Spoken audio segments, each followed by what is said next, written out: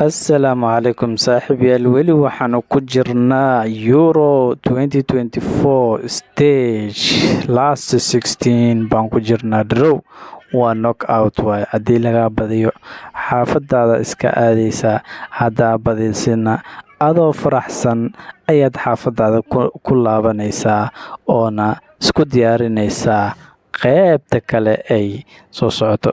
Caawa oo wada ciyaari doonta France iyo Belgium oo tartamadan ay ku wada kulmayaan. Mar badan ayayna isa soo arkeen, waa la istijaabiyey.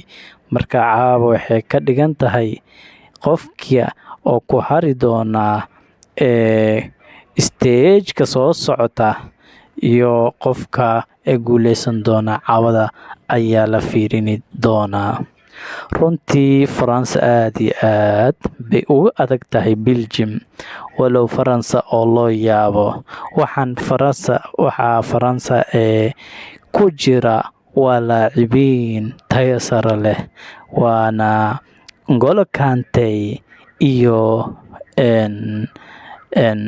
Kylian Mbappe. Sidoo kale Belgium iyadana kama marna inay haysato ciyaartooy laacibiin ah sida Kevin De Bruyne iyo Lukaku, walow Lukaku uu yahay khasaariye iyo nuqsi lagu diray VAR. Waan arkaynaa caawa inay ciyaartooda wax ay ka bedeli doonaan Belgium. Sidoo kale France iyadana waa loo yaabaa. France runtii waxay wada ciyaareen 6 kulan ugu dambeysay ee wada ciyaareen France iyo Belgium ayaa France waxay badisay 3 kulan ayay badisay, 2 draw ayay la gashay. Belgium iyadana waxay badisay 3 badisay, 1 waa laga badiyay, inta kalena draw ayay gashay.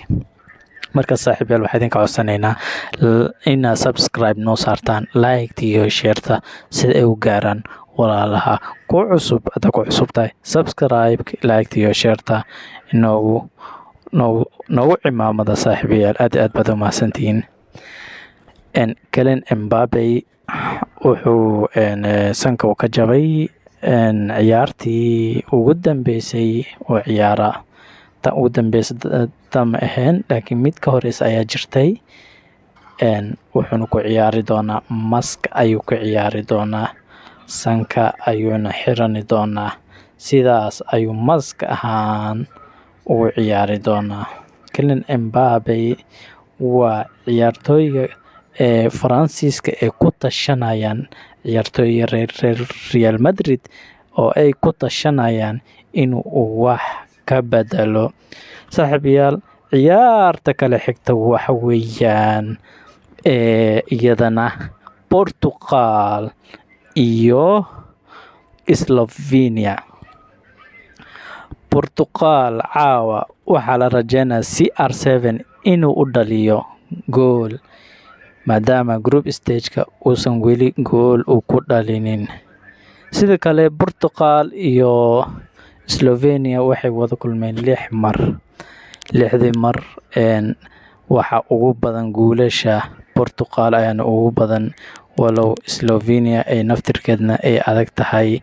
6 kulan ee wada ciyaareen waxay soo bandhigeen ciyaaro cajiib ah. Bruno Fernandes oo CR7, Cristiano Ronaldo oo difaaci u dhahay.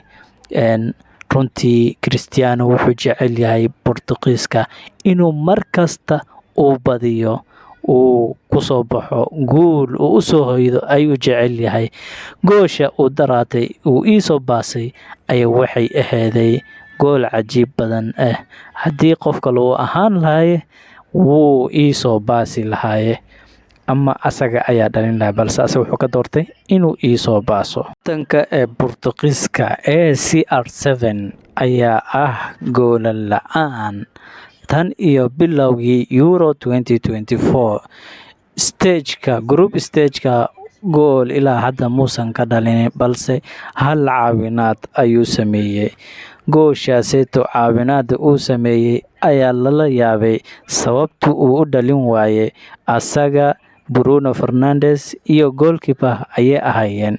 Cristiano Ronaldo wuu dhalin karay, balse wuxuu ugu abaalguday Bruno Fernandes oo markaas oo warbaahinta u sheegay in uu yahay Cristiano Ronaldo laacib heer sare yahay, khatarna uu yahay in uu goolshaaseeto u dhalin karay, balse uu ka doortay inuu igu caawiyo, sidaasna ayaan goosha ku dhaliyay ayuu dhahay. Wuxuu dhahay qof kale hadduu ahaan lahaa xitaa sidaas iyo si la mid ah ayuu xitaa uu samayn karay, balse isaga wuxuu ka doortay inuu aniga igu cimaamado. Marka caawa waxaa la filayaa CR7 inuu gool uu ku furto Euro 2024 stageka knockout-ka. Aad iyo aad baa loo daawani doonaa ciyaartaas. Slovenia iyo Portugiiska aad iyo aad bay xamaasad u tahay. Sababtaas ay tahay waxaa ishi lagu hayaa Cristiano Ronaldo CR7 oo aad iyo aad warbaahinta u jecel yihiin. Daawashadiisa keliya ayaa la isku dilaa. Waxaa la arki karayay markii ciyaartii bedel lagu sameeyey, ciyaartii ay dhammaatay, in faniska CR7 uu kasoo booday inuu ku dhow uu rabay, balse waa laga celiyey. Saaxiibayaal, waxaa idinka codsanaynaa subscribe, like iyo share-ta. aad baad u mahadsantihiin. Waxaa kale Chelsea ayaa waxay samaysay saxiix waali ah. Chelsea ayaa waxay xiiseynaysaa Alexander Isak oo ciyaara Newcastle United. Waxay rabtaa in ay isdhaafsato Nicholas Jackson in ay isku dhaafsato ayay rabtaa, kusoo saxiixato 115 milyan. Chelsea suuq ayay dhex dabaalanaysaa, ciyaartooy badan ayayna raadinaysaa. Sidoo kale Chelsea waxay fasaxaysaa Hakim Ziyech iyo Maatsen oo loan loogu diray Borussia Dortmund. Sidoo kale Maatsen ayaa isagana waxaa doonaysaa oo rabtaa Aston Villa. Chelsea suuqa aad iyo aad ayay u maamulanaysaa, waxayna kooxaha Premier League Manchester City iyo Arsenal, Manchester United, Liverpool ay u diraysaa fariin ku aadan in xilligan soo socoto tartanka ay qayb lixaad weyn ay iyada ka qaadani doonto. Chelsea waxay dhigayso waa wax waali ah. Ayaan hore waxay soo saxiixatay midfieldiga Leicester City Hall ay la soo saxiixatay oo xitaa caafimaad u maray. Xitaa waxay doonaysaa ciyaartooy kale inay iska dirto ee ku soo bedelato ciyaartooyo kale oo wanaagsan.